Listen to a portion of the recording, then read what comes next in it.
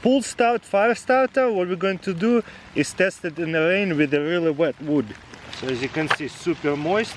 The green, we're gonna put it onto a low guide here on the other side and lock it in. And we're going to do like a tilted fire, like this. I guess I'll open it so you guys can see. That's it. It's smoking a lot. There you go.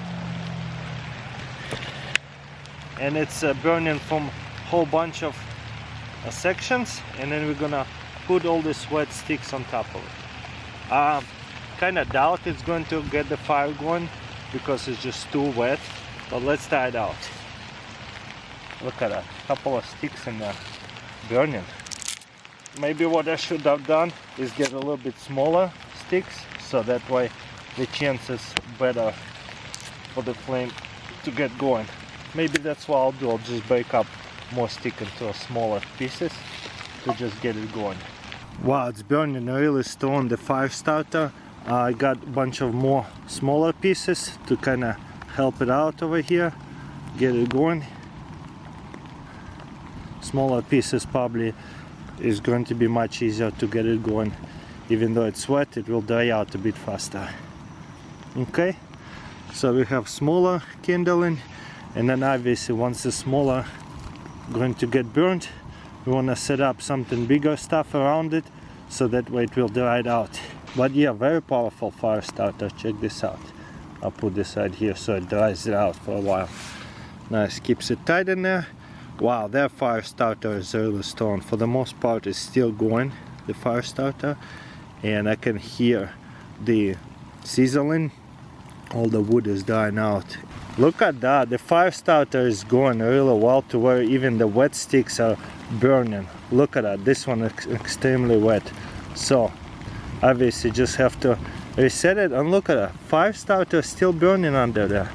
Wow, really is easy way to get the fire going. And the technique of like a linen fire worked out with the really wet wood too. Look how dry that is on this side and wet on the bottom because it's constantly raining. It's quite nice. So that fire starter really does work in a wet conditions too. Got this little keychain lighter. I filled it up over a year ago, and let's see if it still keeps the lighter fluid. Oh no, it still lights up. Sweet, look how small it is, as big as my follicle of my finger. So the cool thing about it, it is truly survival, and it has no vibration issue, which most of the Zippo type of lighters with their like liquid feel usually evaporates pretty quickly. You gotta refill them constantly. And here's the example of it. I fill them all up to the top.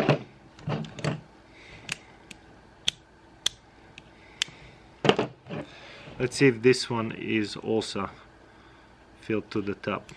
You spin this open. Nothing.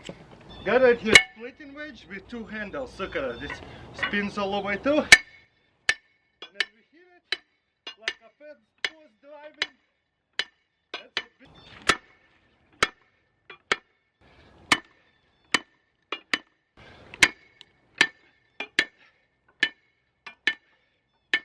But it is a big piece.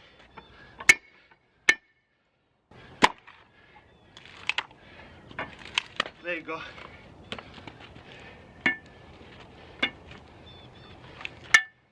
So pretty interesting little tool. Here's another camping tongs and a spoon for cooking. It locks in together like that whenever you pack it away. Then you have a spatula and spoon, and then whenever you want to put it together into the tongs, you plug it in like this. Boom. And it sits in really tight. And look how easy it is to grab it. You have a spatula and a tongs at the same time, or this way. Whatever is easier probably would be easier. So you can flip and cook while camping. Whenever you cooking soup, flip it over. You have a really long stirring spoon or just a spatula.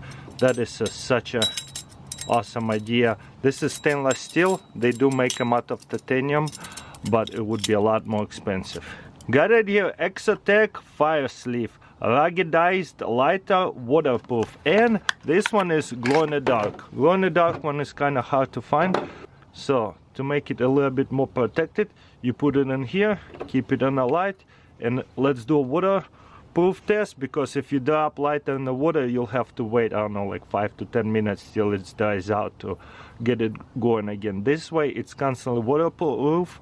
Put it on keychain, on a ropey, put it on the outside of your backpack, so that way it sits there and you don't have to look for it.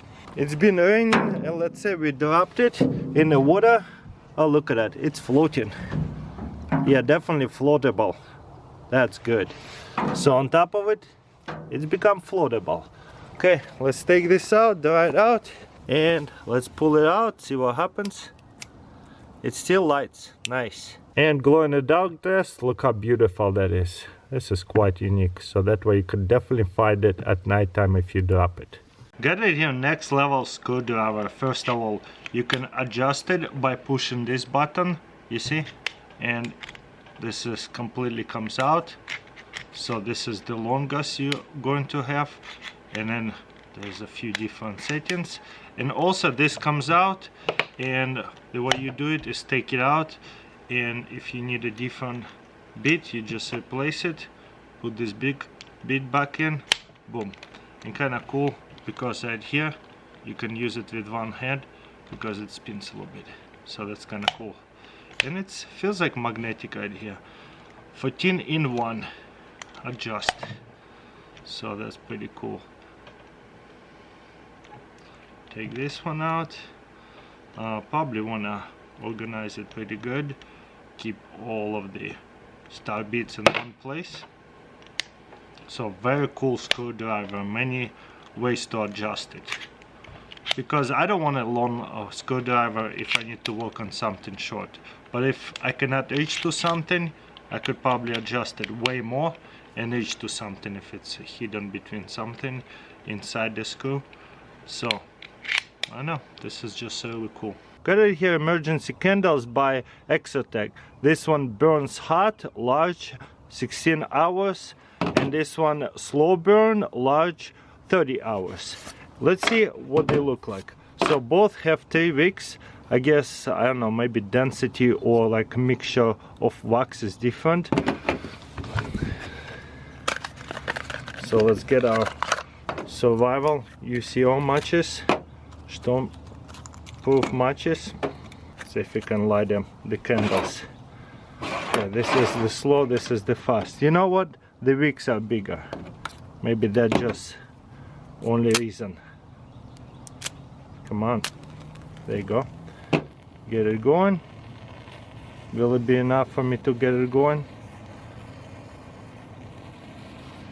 Yeah, almost lighter is better, but looks like we'll have enough time to get them all going.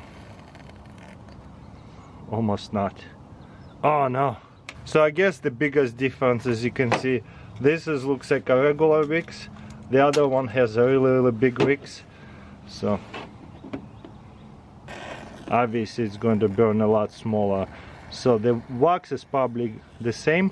The only difference is, look at that, storm-proof matches. There's just no way to blow them out. They just burn out after just a few seconds. But yeah, come back to this candle, 16 hours. Obviously it's going to burn much warmer.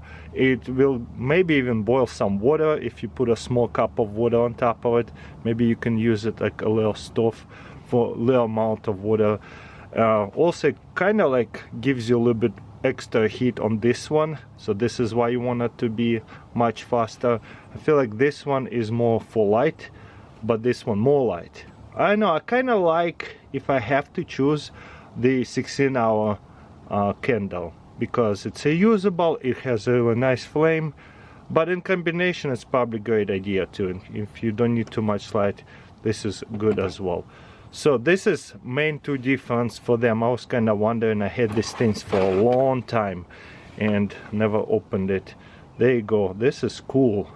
And again, I can just seal them, and obviously it will turn them off, release all the smoke. Awesome.